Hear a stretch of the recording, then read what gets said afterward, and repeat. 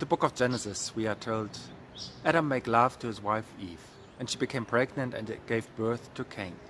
She said, "With the help of the Lord I have brought forth a man." Later she gave birth to his brother Abel.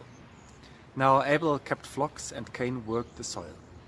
In the course of time, Cain brought some of the fruits of the soil as an offering to the Lord.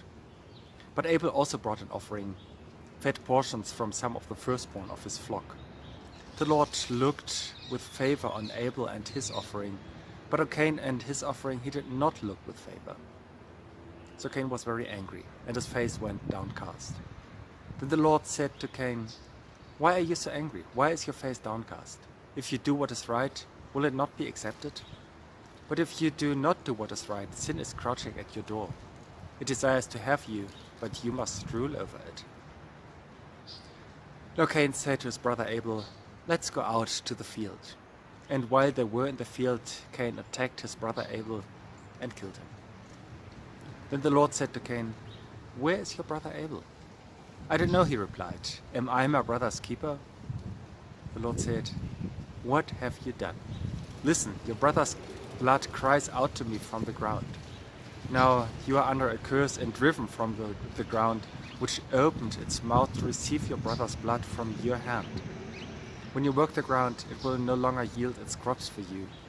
You will be a restless wanderer on the earth." Cain said to the Lord, "This punishment is more than I can bear. Today you are driving me from the land, and I will be hidden from your presence. I will be a restless wanderer on the earth, and whoever finds me will kill me." But the Lord said to him, "Not so. Anyone who kills Cain will suffer vengeance 7 times over." Then the Lord put a mark on Cain, so that no one who found him would kill him. So Cain went out from the Lord's presence and lived in the land of Nod, east of Eden. Where is your brother Abel? What if the answer was different? If it was, "Here he is. I was angry, Lord, and I wanted to hurt him, but I did not do that." What if that was the answer when God asked Cain about his brother? Instead, "I don't know. Am I my brother's keeper?" Cain talks his way out of it. At least he tries. And at the same time gives himself the answer with his question, because what it should be. Yes, of course. Of course you shall be your brother's keeper. Of course you should take care of him. Of course you're responsible for what you do.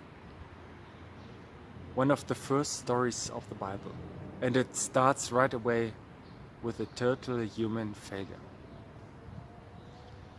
The stories at the very beginning of the Bible do not tell what happened sometime in the distant past. They tell how and what we humans are. How and what we are. At all times, still today. The stories at the beginning of the Bible tell that no human being owes his life to himself, and that we all live from God's love. They tell us that the world is entrusted to us. They tell of temptations and of the fact that we do not live in paradise. And they also tell of the fact that people experience violence and use violence. This story begins with love and closeness, Adam making love to his wife Eve, and it ends with hate and separation. Most of life takes place somewhere in between, in this range of possibilities that we call life. It is a human story, a story about us humans. Every one of us is in it. Me, you, the woman next door, and the beggar on the corner. And do you know for sure what your role is? At the same time, it is a story about frustration. The Lord looked with favor on Abel and his offering, but on Cain and his offering he did not look with favor. No one knows why. Who can know what God is thinking? Maybe it's all just a mistake, a delusion on Cain's part. We always see only the outside. fruits of the field which do not burn like fat meat. And we make our thoughts. What I do is not enough. What I am is not enough. There is no blessing on it.